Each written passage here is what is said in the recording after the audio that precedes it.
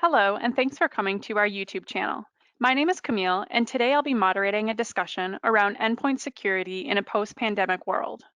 Before we get started, I wanted to let you know that everyone watching this video gets access to free cybersecurity training and hundreds of other skills and certification courses.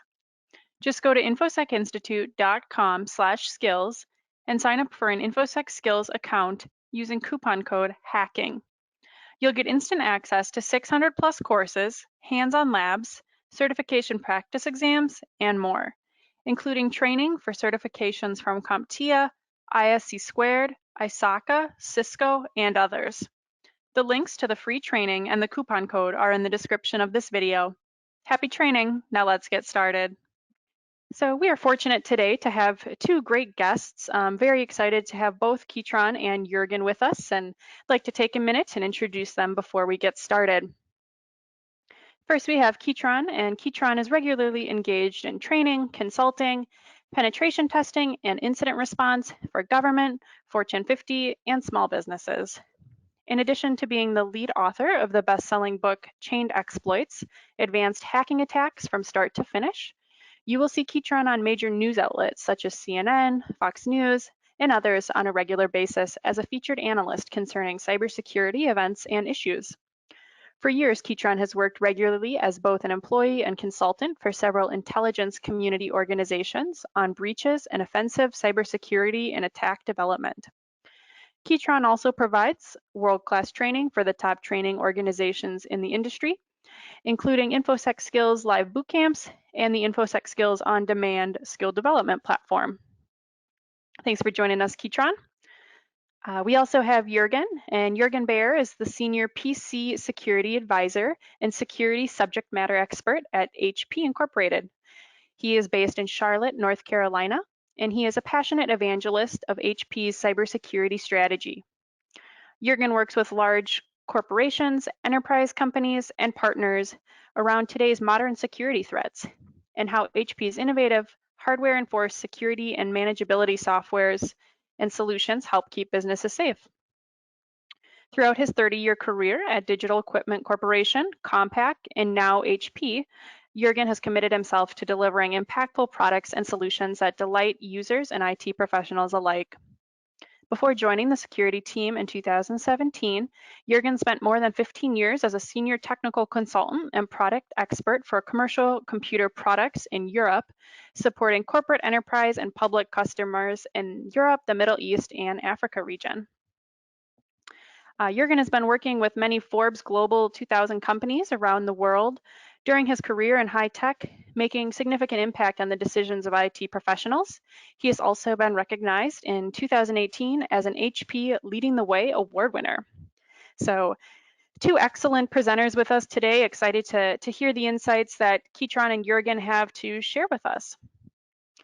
So let's take a minute and kind of set the stage for what we're going to discuss today. Personally, I think it's safe to say that the working environment has changed for almost everybody that I know. It certainly has changed for us here at Infosec, with a lot of our team at home. So ready or not, COVID brought digital transformation to many organizations across the world. So let's kind of look at these stats here quick. So home networks are 3.5 times more likely to be infected with malware than corporate networks, a study by BitSite there. We're also looking at 131% increase in viruses in March year over year. That's some research from Fortinet. And also, lastly here, 6 in 10 remote workers use personal devices for work, something CrowdStrike found, and that's probably one of the more concerning things that that we've heard. And I know Keatron and Juergen, you'll dive into that a little bit more. But so this sets the stage for what the industry has been seeing. Keatron, I'd like to start with you, and maybe you have some ideas or some comments on how some of your clients are handling these changes. Are you also seeing these threats or more sophisticated threats? Curious on what your opinion is there. Yeah, absolutely. That's definitely something that we're seeing a huge rise in. I was talking to an executive a couple of weeks ago, CFO of a company, And she was telling me that they were just dealing with an incident and she was the cause of it. And what she said was she actually gets something like 20 or 30 Zoom meeting invites per day, because she's a CFO and everybody's wanting her in their meetings. And just out of habit, she clicks on them to see what they are and decides if she wants to join the meeting or not. And she clicked on one and it wasn't actually from a legitimate person inside the organization. So she ended up getting phished, and it led to her machine being compromised, the network got compromised, and it was just a bad situation. And this is something that the threat actors are seeing. They know that we're working from home. They know that we're more vulnerable because it leads to that vulnerability being more exposed because we're not behind the veil of that corporate protection. So definitely seeing a rise in that, and I'm hearing it from customers as well. Thanks, Keatron. Juergen, would you agree with that in the HP world? Is that kind of similar to what you're seeing? Well, yeah, absolutely. I can hear 100% with Keatron.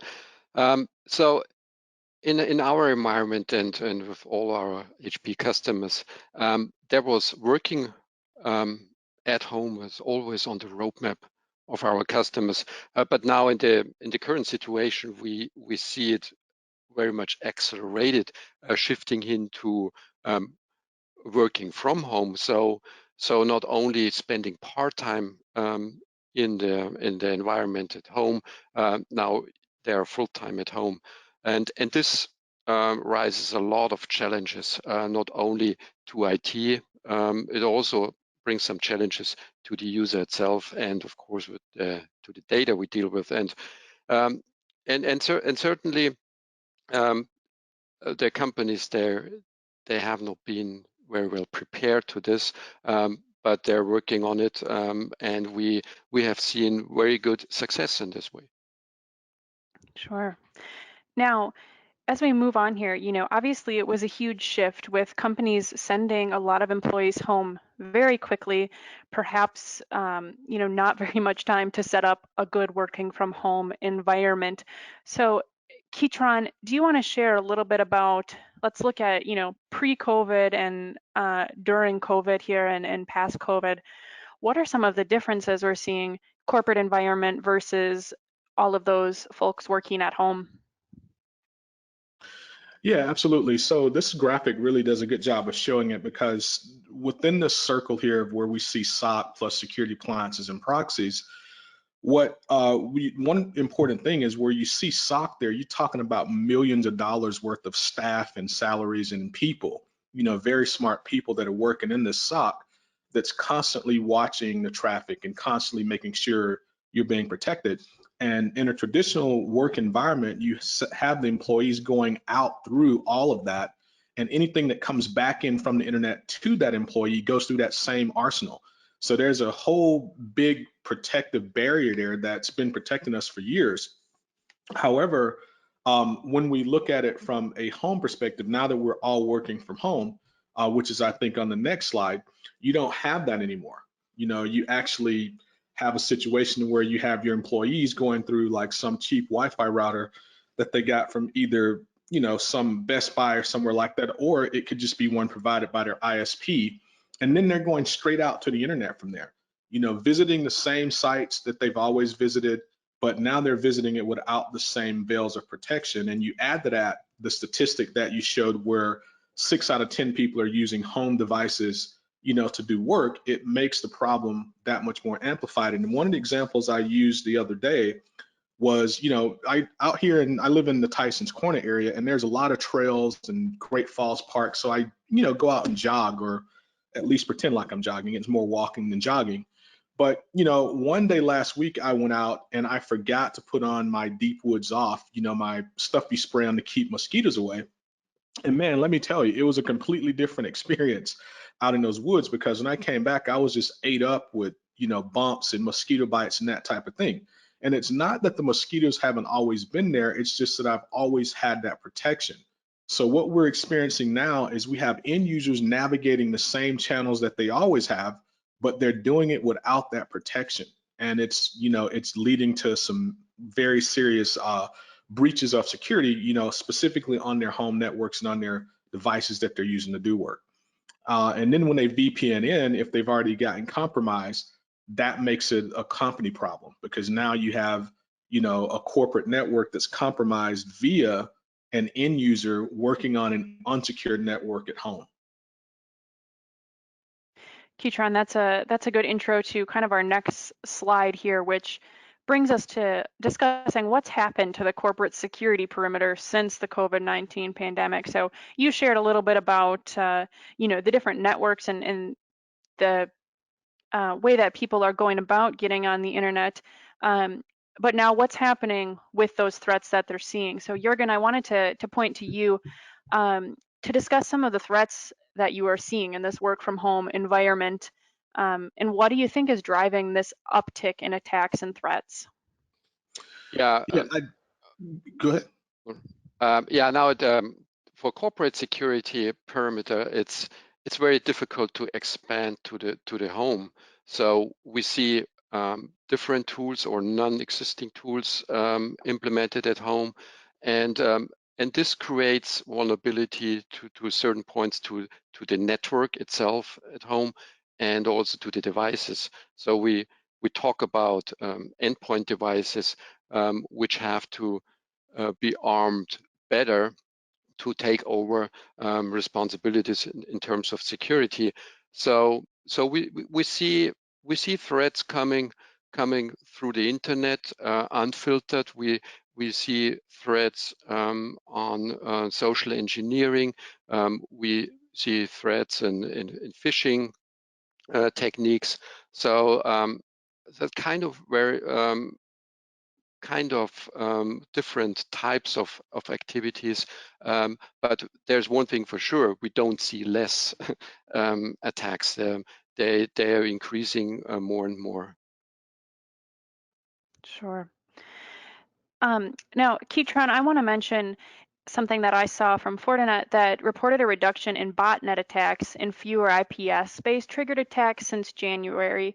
Do you have any idea why this might be? Is it because attackers are kind of using different methods in reaction to maybe how the corporate network access has changed?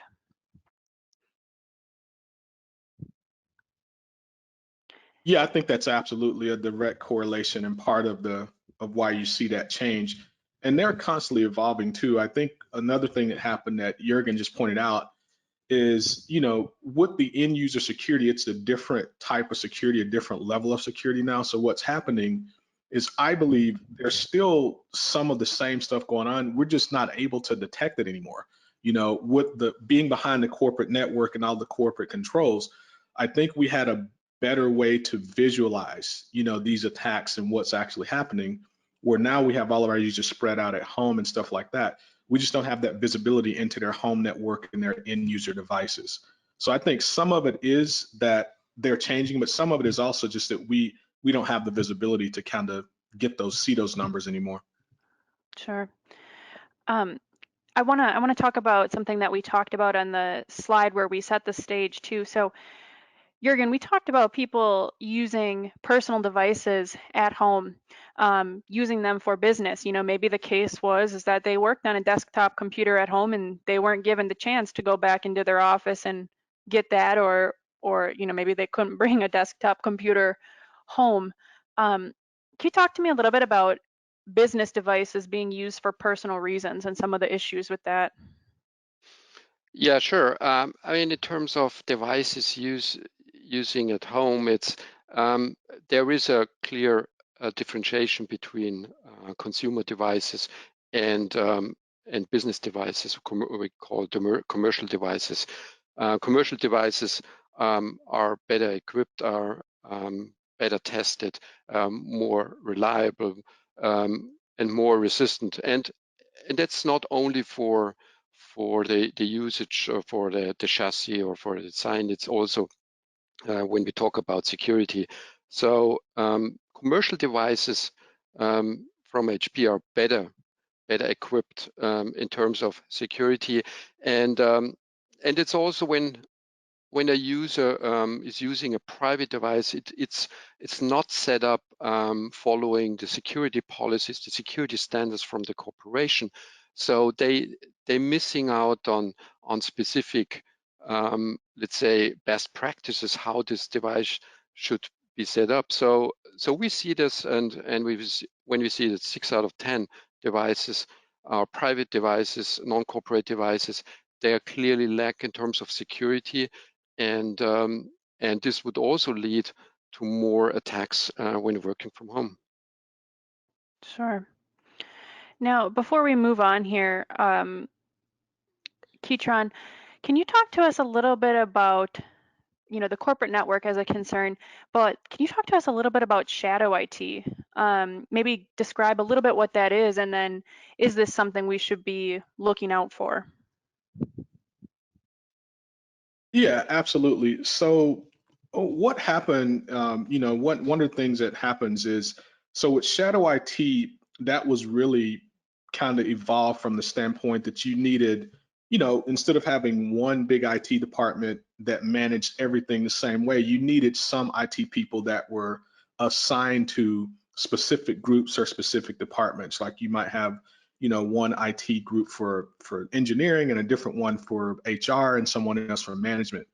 So what ended up happening is shadow IT kind of was born from that requirement of where we needed that, to where we could kind of get solutions faster and have better prototypes and things like that for those different departments.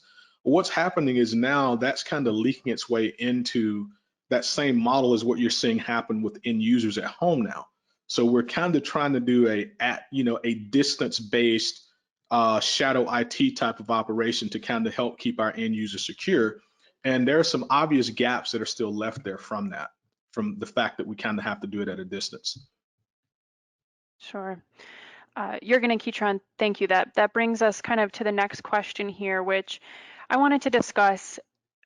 We now know the environment and what we're dealing with, but what are these work from home related vulnerabilities, and what should we really be watching for? So Keatron, I think we'll start, what should IT and security professionals be looking at specifically regarding network or security vulnerabilities? Yeah, well, I think it's gonna definitely be a different, perspective from work. So for one of the big things is Wi-Fi, right? Like end users' home Wi-Fi, that stuff has to be locked down because that's what they're using. Whereas if you take that same user, bring them into a corporate network, they're not probably connected via the guest Wi-Fi or something like that. They're most likely have a docking station that their laptops sit in that's got a physical cable going to a switch or something like that that takes them to the back end of the network. Whereas at home, Wi-Fi is a primary medium of communication. In IT, we say layer one, right, which is your physical layer. Well, in traditional environments, the physical layer is your cables, your network cards, the things that physically connect your computers. Whereas at home, primarily the physical layer is the atmosphere, it's the air. And anyone can get to that from, pretty much any distance away. We built an antenna 7 or 8 years ago where we were able to go about 12 miles out from a building and still connect to the Wi-Fi there. So the Wi-Fi issue is a big one, and that's where most of the end users at home are getting attacked at the physical layer. Now, in addition to that, it goes to Juergen's point about the fact that when you look at consumer devices, they're just not as locked down. They're not meant to be used with the same level of security and fidelity that a corporate device would have. Those home user devices are really meant and designed for end users to be able to use them easily, right? Ease of use wins out over security in that regard.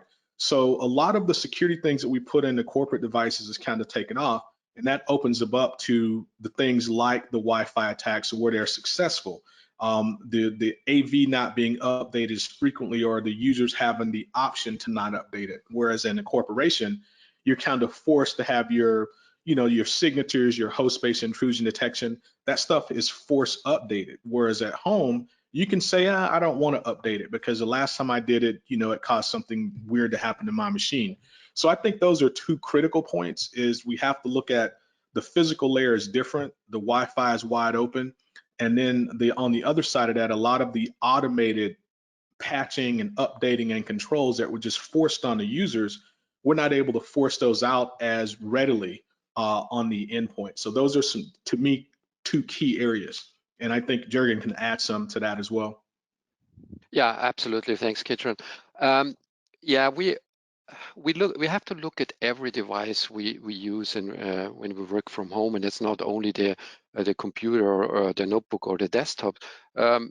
If we look at our Wi-Fi, I mean, we have a Wi-Fi router, we have a modem implemented in our home network. So these devices, they have passwords, they have firmware. We have to make sure that they are up to date. So these are our devices for first line of defense. So we have to make sure that these devices carry good passwords and are up to date in software and firmware. And updating software, that's a critical point also on the devices we use. And so let's say the endpoints, notebooks, and desktops, because here software always carries vulnerabilities inside, and we have to make sure that we apply all the latest patches, not only on the operating system, also on the applications we're using, to give the attackers less attack vectors to go into our system. So it's a holistic approach. It's we have to consider the home network as our security perimeter now. We have to manage it on our own. So we have to step up in this game. Thanks, Juergen. So, as those of us who are IT and security professionals, much like the people on this webinar listening today, so we're the people in charge of managing, right, the employees at home. We know how important it is to do these updates and things, but can you talk to us a little bit about why employees, don't maybe listen to this all the time, or this isn't important to them? Um, I know that we had kind of discussed the psychology of phishing attacks and all things related to IT and security. Just employees are hard to engage in occasionally. So can you talk to me a little bit about engaging those employees to participate in these good security practices?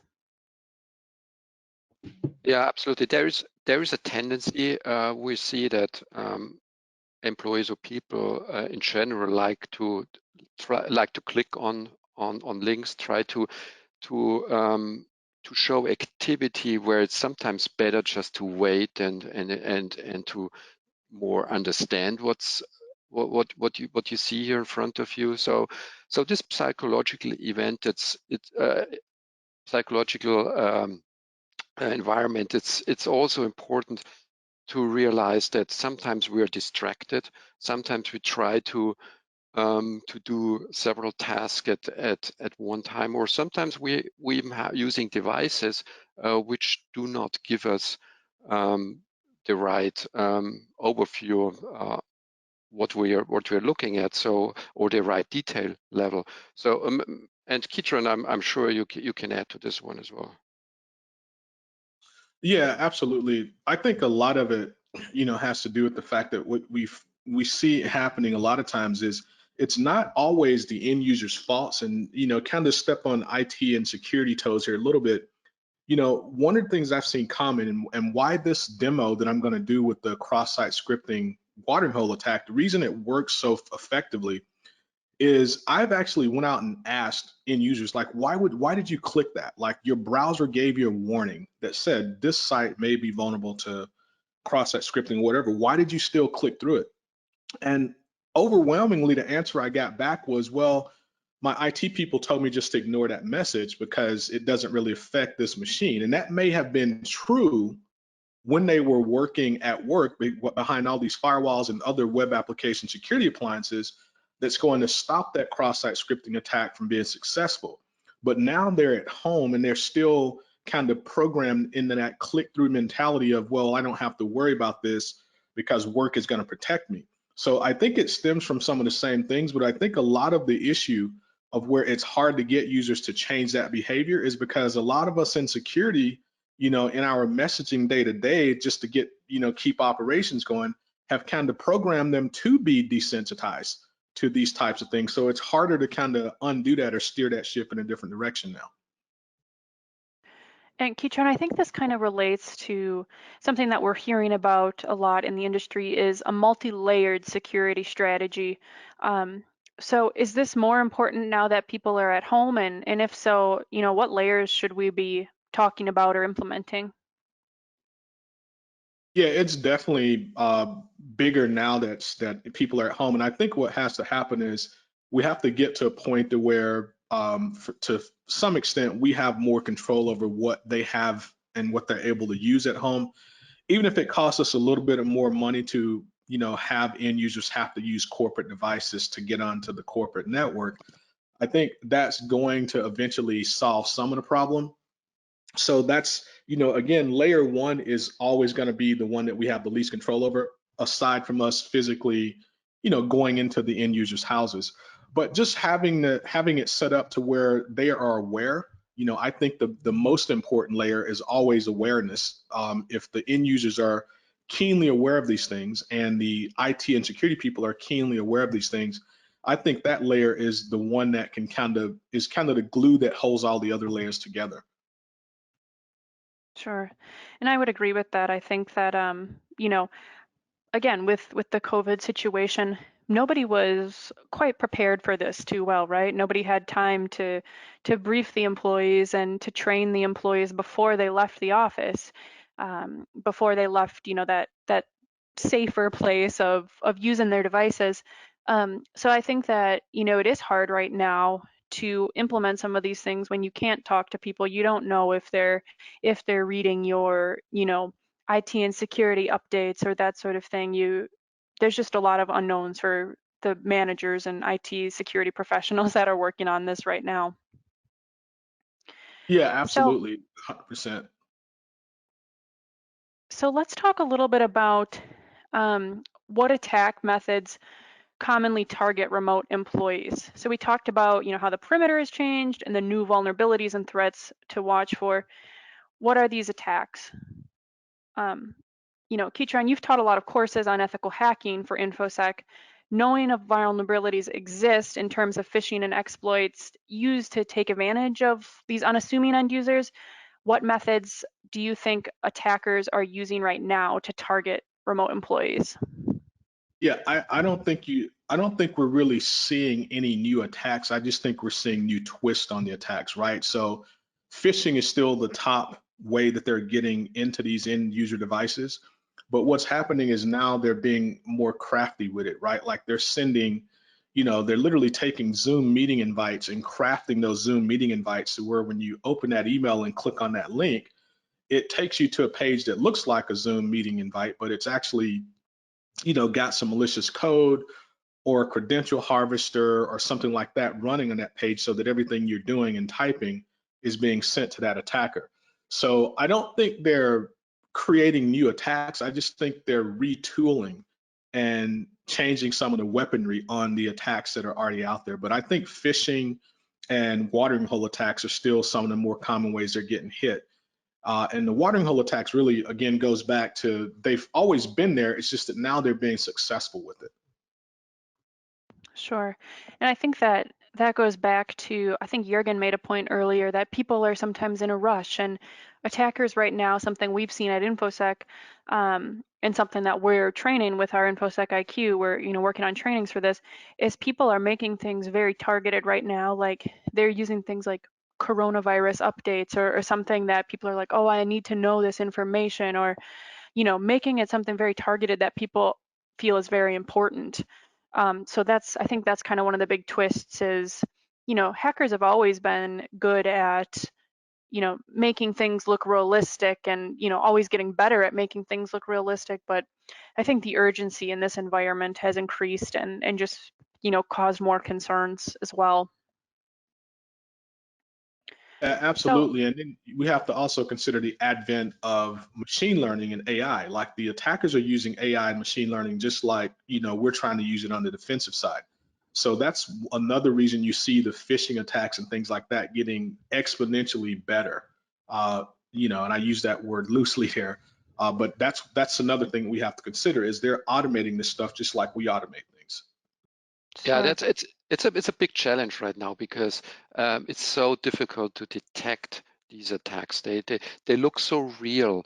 They attack. They even use information they have harvested, maybe at another attack, or they might let you think that they have information. So they look like legitimate. They look like someone you think you know. So this opens a total new game, and that's what we see. They steal credentials, they steal data, they try to bring their malicious software on the device, just to get a backdoor into the device, and this makes it so dangerous. So we have to step up in terms of tools. We have to and that's what we do at HP. We want to make the life of our users easier, and no matter where they work, if they work in a corporate environment at a company, or if they work from home, they should always be protected in the best way. Sure. So I think what'll be pertinent next is we'll actually have Keatron give a demo here of what one of these attacks we discussed, a watering hole attack. Let's take a look, Keatron. I'll pass you the screen sharing here, and if you can kind of share with us, what are these attacks, and then we can get into how the IT and security professionals can can help prevent these. So let me change you to the presenter here, Keatron. Sure.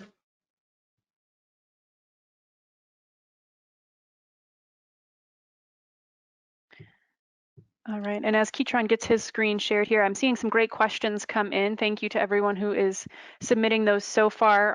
Please feel free to continue submitting those kind of after the demo here. We'll have some time to ask Keatron and Juergen the questions. All right, so the way I set this demo up is I use some free open source stuff out there because I know people are going to be curious to go back home and try to build these demos themselves. So I'm using the DVWA vulnerable web app machine here to simulate, a company with a website that's vulnerable to cross-site scripting or something like that. And again, these are sites that we've been visiting every single day. It's just that the cross-site scripting has not been successful because, we have corporate security controls that are actually working somewhat, believe it or not. But now when you have end users visiting these same sites, you end up seeing a different scenario. So the scenario here is we're going to simply go to a site, we're going to post a comment or, leave feedback. Maybe we bought something here. And this is exactly what you'd see as far as what an attacker might do as far as cross-site scripting. Now I'm going to do it in the form of something called an iframe, which is, it makes it a little harder to detect because it's not actually a script. So even though we're talking about cross-site scripting, you don't have to do JavaScript or anything like that to make it a cross-site scripting attack.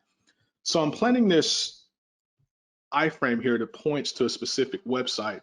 I go ahead and sign this guest book or leave my comments behind, and I can see the iframe took there. Now, realistically, as an attacker, I might put a hidden tag there so that you don't see it, but I kind of wanted the audience to see that the iframe took. So all it does is it points to this Apache server that I've got running here that's waiting, for someone to actually come back and do something there. All right, and actually let me redo the iframe here. So that was kind of my test to make sure the iframe actually worked there. All right. So now that I know, and this would be like how you test to see if the site's vulnerable. I know it's vulnerable to cross-site scripting. So now I'll go back and actually plant the real attack here, because I saw that the iframe actually loaded.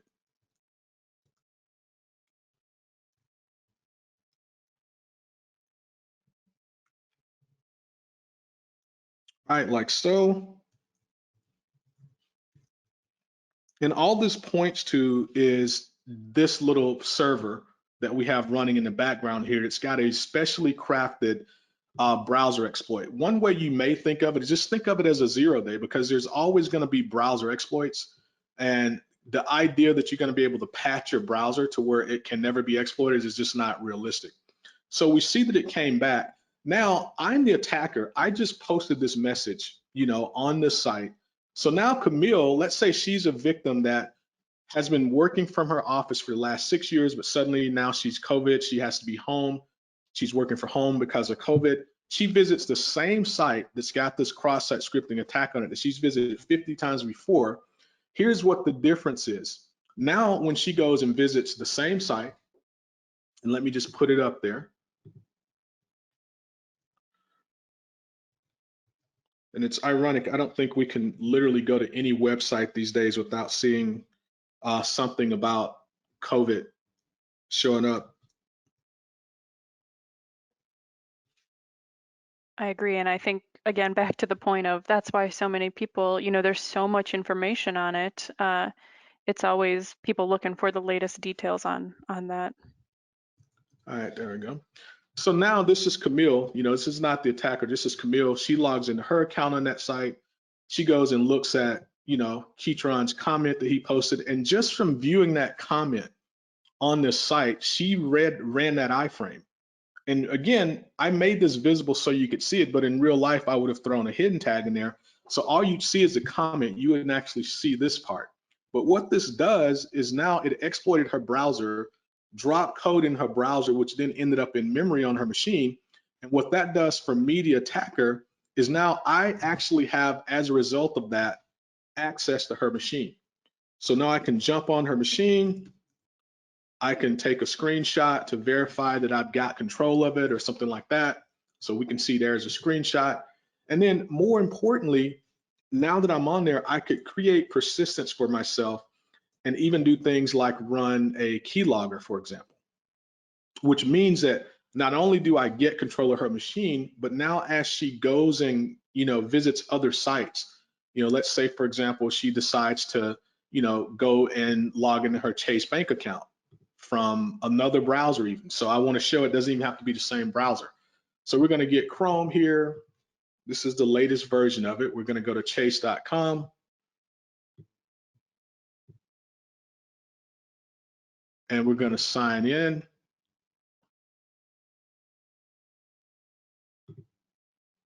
And keep in mind, this has nothing to do with Chase, right? We could go to any bank, any of the banking websites, and we'd essentially see the same behavior happen here. So I'm going to put in my username and password once the page loads here. So here's my username tab, here's my password. Sign in. And of course, I'm not going to enter my real username and password. I know some of you out there were hoping, like, is he going to expose his username and password to us? Not a chance. But I did enter a username and password. And what happened on the attacker side now is if we go back and look at this, the attacker has now captured those keystrokes in this file that's local to the attacker's machine. So now all attacker has to do is actually just go open that file.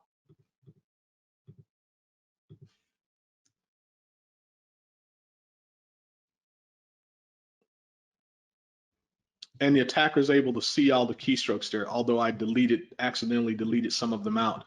But you can see where the keystrokes have actually been recorded in here. Another thing that can happen, and then we'll kind of turn it back over after this, is we could actually run, if we wanted to look for sensitive information on the screen, we could actually run something like this.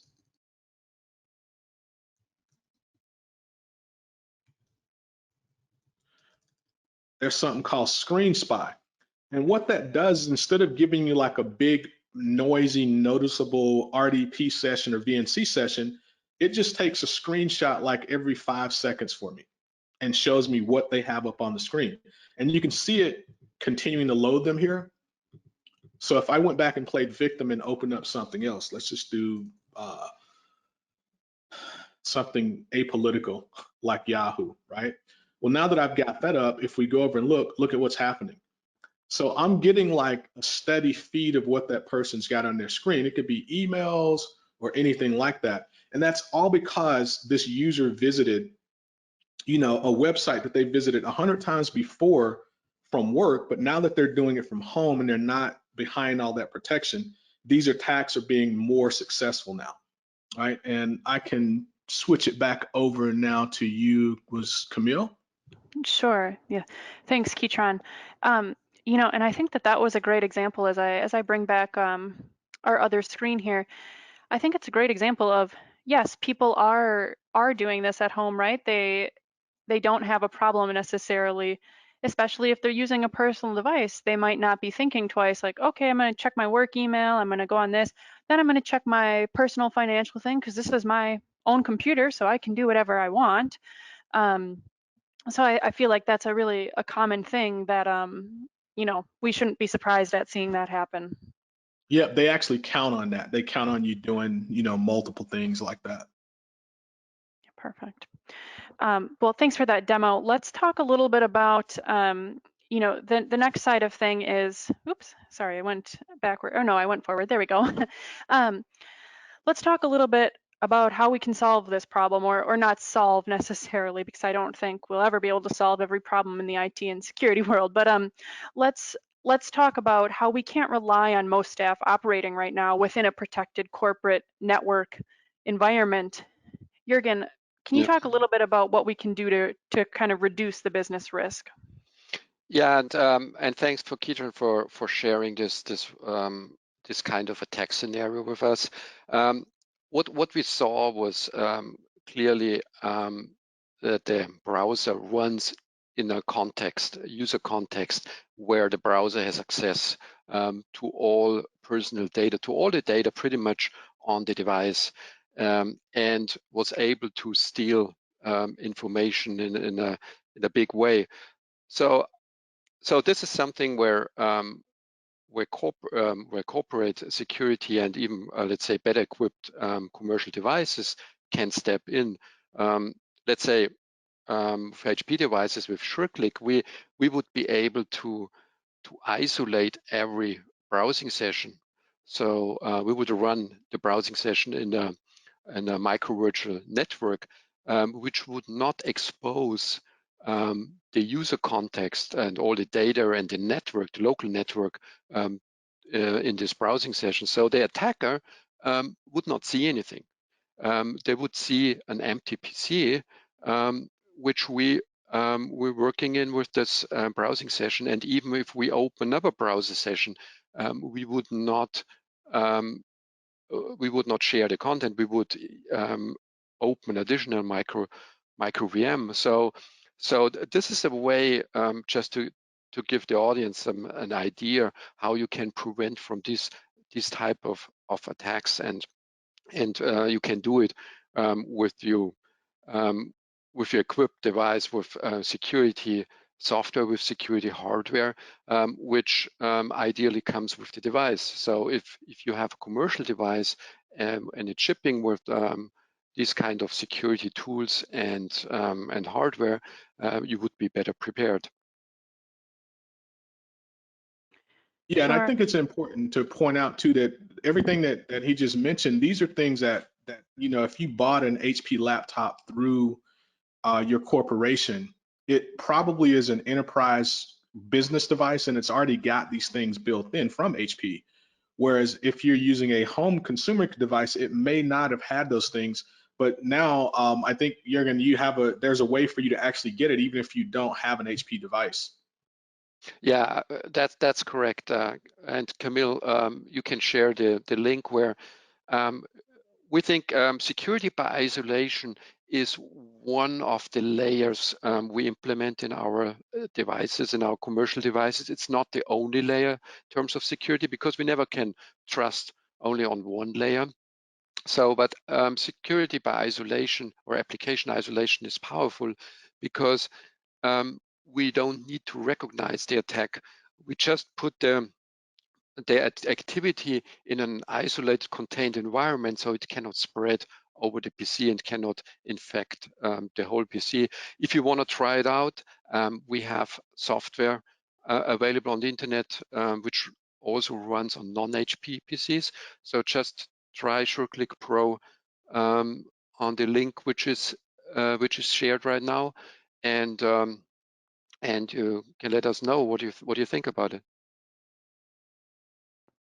Sure.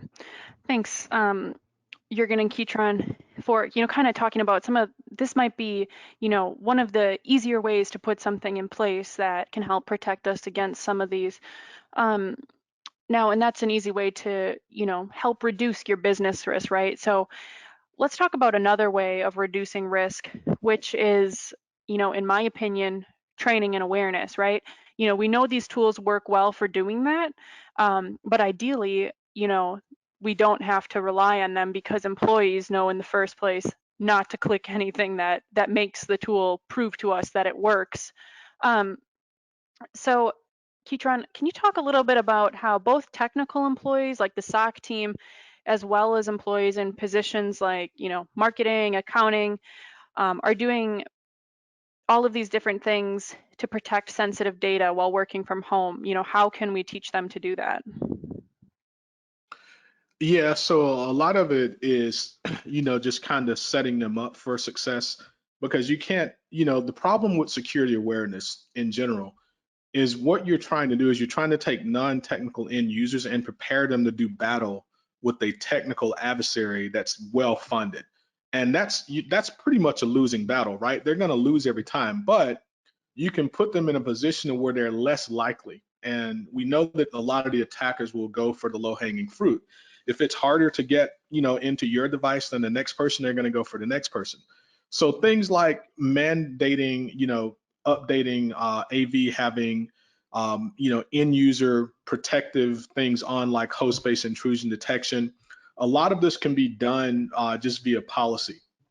So when someone tries to log into, for example, their Office 365 account, you could have a gateway set up to where when they try to log in, it has to check their device to see if they have the latest version of your corporate HIDs or your corporate HIPs or your corporate security software. And if they don't, then it will prohibit them from logging in. And then they have to actually go and install that plugin or install whatever that protection is before they're allowed to go any further into the corporate environment. So you're going to have limited abilities to protect and control what they do at home, but you can control how they come into your environment. You can make sure that when they come in, like my dad used to say, they take their shoes off at the door and they come in with a clean machine, at least to where it minimizes the impact on the corporate side. So I think that's a big part of it is, you're trying to equip them to be more vigilant. And the best way to do that to me is regular end user training, some type of end user awareness training. And you want to push that across not just the end users, but you also need to make sure your IT staff are trained. Because if an end user gets compromised and they're not aware of it, then who's supposed to recognize that end user has been compromised? That's going to be your IT and security people. So you want to make sure that you keep both the non-technical people up to speed and the technical. And I think the Security IQ product from Infosec is great for making sure your entire enterprise is up to date and aware of these things, because they have training in there for, hey, here's how you know if it's a real Zoom meeting versus if it's a fake Zoom meeting. That product has all that built in. And if you look at the Infosec skills environment, which I'm a part of that, I've authored several courses in there, that's for the more technical side. So if you have IT or security people that you want to make sure they're staying up to date, we have in there cyber ranges, training, and all of that they can actually have access to for, just a small fee per year, and go in and practice whenever they feel like it, and kind of get a feel for, making sure they understand what the latest attacks are. And we're constantly updating that material. I'm working on adding some stuff to one of my learning paths in there right now. Like I've literally got the video recorder up right now on another computer. Then I'm going to jump right on that right after this. So we're constantly updating the material, and I think it kind of helps to keep people that are plugged into it up to date on what's going on. Great. And I think you might have some links for those somewhere. Yeah, there's some information in the handouts slide, and we can definitely follow up with some of that information. Now we are getting towards the end of time here, so let's get to some of these questions that the audience has submitted. Thanks everyone who has submitted a question. We'll get to as many of them as we can here. Several good thoughts.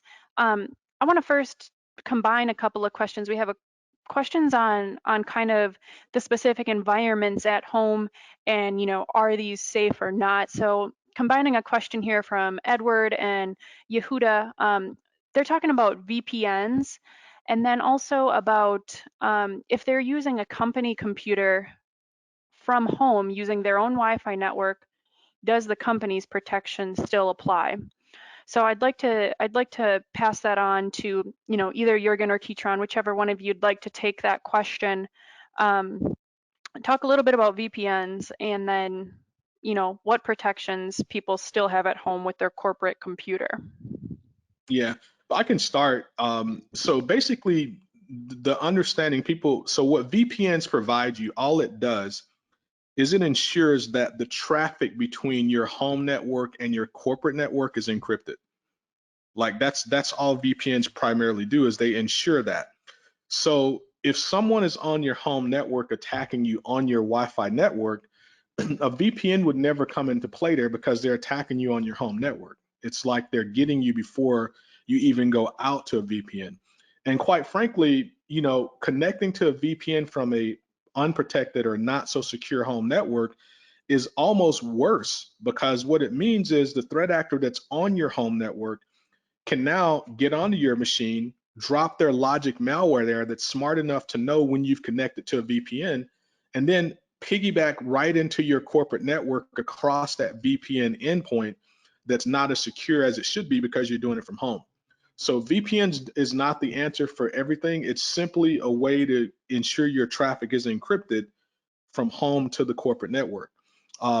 When you are on your home network, the security is still there, some of it, like if you're using a home device or a work device on your home network, some of the security is still there, some of it will still protect you, but you have to really look at it as if you're using that corporate device in a Starbucks, right? And I hate to say it that way, but you really have to treat your home Wi-Fi as if it's, a public Wi-Fi hotspot as well, because the security is probably not going to be that much better than what you have in a public hotspot. Sure, you have to have a password to get onto it, but I can show you attacks to get around that in just a couple of minutes. So going into it with that mentality, I think would put whoever asked that question in a better position to know what you're actually dealing with. Yeah, that's right. So the VPN is not the solution for everything. It can even open doors to the attackers, and we see more and more now. You have to rely on security on your endpoint device, because the endpoint device holds everything in terms of security now when working from home.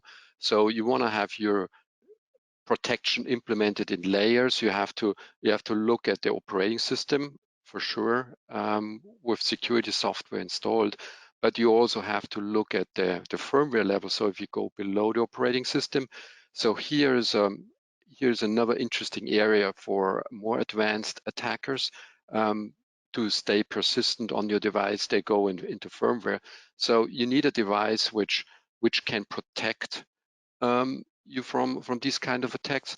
You need a device which recognizes when it has been attacked, so it can see the attacks, and you need a device which helps you to recover in this kind of events. And that's what we think at HP is called cyber resiliency. So this is something we wanna provide. We wanna equip our customers with our devices.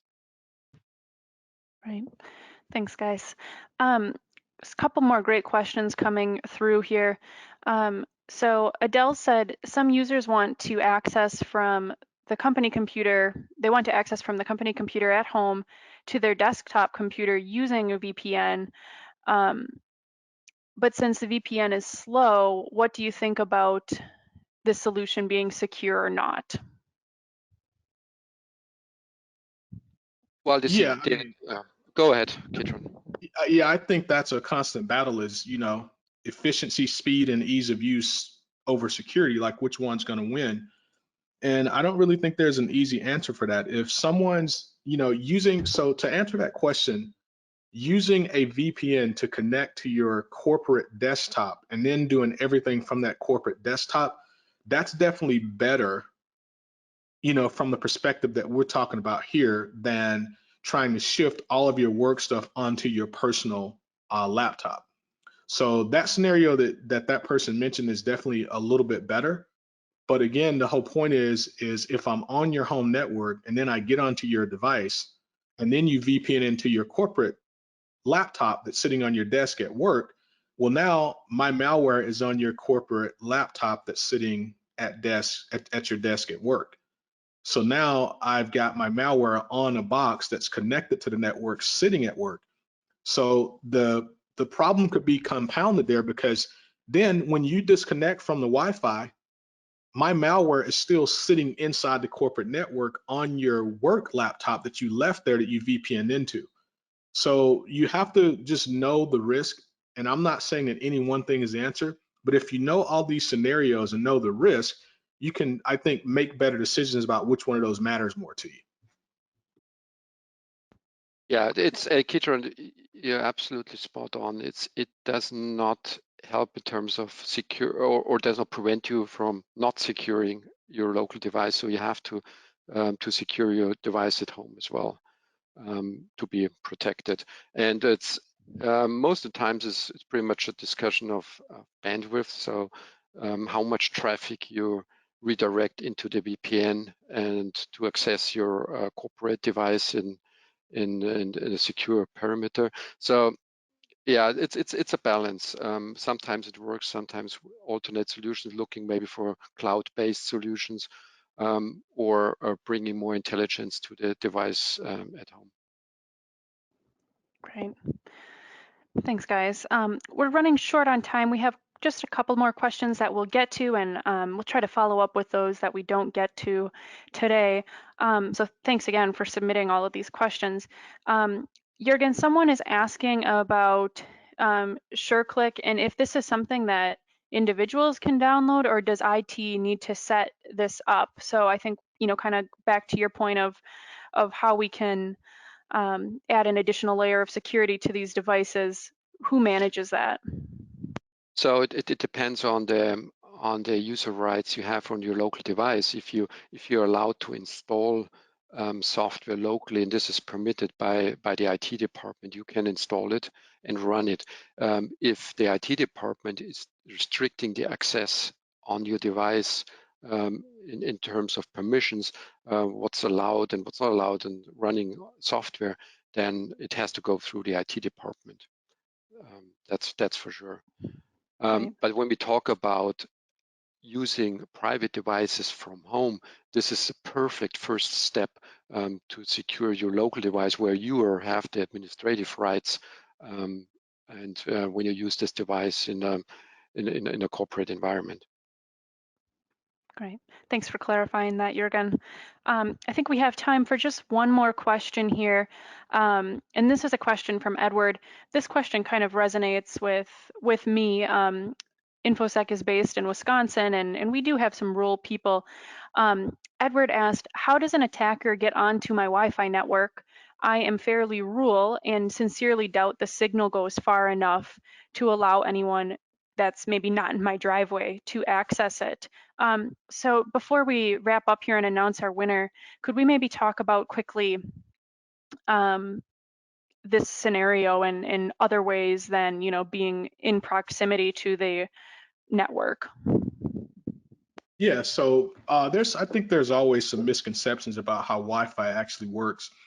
So first of all, it really has nothing to do with, how far you think your signal goes. It's how far a person can be away and still hear your signal, and it depends on what they have on their side. So as an attacker, if I've got like the network card that came in my laptop, that shipped with it, sure, I can be a few hundred feet away and still hear or connect to your Wi-Fi access point. But if I've got, a $1,200, high-end enterprise wireless card, I can be, 1,000 feet or more away. If I've jury-rigged something like a Cantana or some other device, which we can make for like $20, we can be 6-7 miles away. And if you go and look it up, you can look up one of the DEF CONs, 1 year DEF CON Wi-Fi antenna. They built one at DEF CON, and they were able to go out 65 miles into the Nevada desert and still connect to a Wi-Fi access point inside Caesar's Palace. So Wi-Fi doesn't work on the principle of how far you're broadcasting. It really is about how sensitive of a listening device me as the attacker would have when I'm trying to hear your device. And that dictates how far I can be away and still connect. With that, we'll wrap up today. A great thanks to Keatron and Juergen for a very informative presentation. I think there's a lot of great details here that we need to be aware of as we're managing this very different environment than we're used to. With that, thanks again, Keatron and Juergen. Have a great day, everybody.